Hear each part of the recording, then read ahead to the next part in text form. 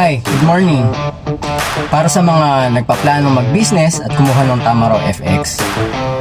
At kailangan nyo yung sukat ng loob ng Tamaraw, haba, lapad at taas. Ito na yun para sa inyo. Tsaka tayo dalang metro para masukat natin kung gaano nga ba yung saktong haba niya, yung taas at lapad. So tara, sukat tayo.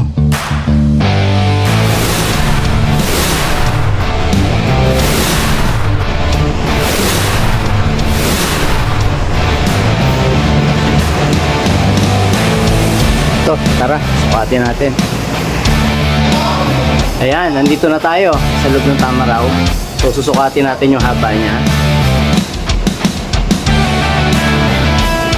So, bali, 8 feet and 1, 2, 3, 4, 5. Hanggang dito siya. Ayan yung pinakaloob. Pagka hanggang labas, 8 feet and 7 inches. Maligyan naman malinaw. So, ito naman, susukatin naman natin yung lapad niya, yung width.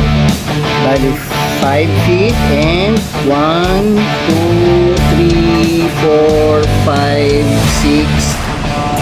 6, 7. Ayan, malinaw. 5 feet and 7 inches. Okay? Ayan. So, ito naman yung height niya. Galing sa bubong papunta sa flooring.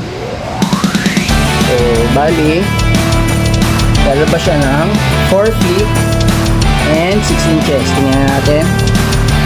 1, 2, 3, 4, 5 and 6. Ayan, malinaw. Galandaya. 4 feet and 6 inches. So yun, nakuha na natin yung eksaktong sukat ng Tamaraw FX. I hope nakatulong ito sa inyo. And sa mga nagpaplano pang bumili or kumuha ng Tamaraw, message nyo lang ako dito sa number ko and sa Facebook Messenger. Ito nga pala si Joel Feliciano from Toyota Balintawak. Thank you and God bless.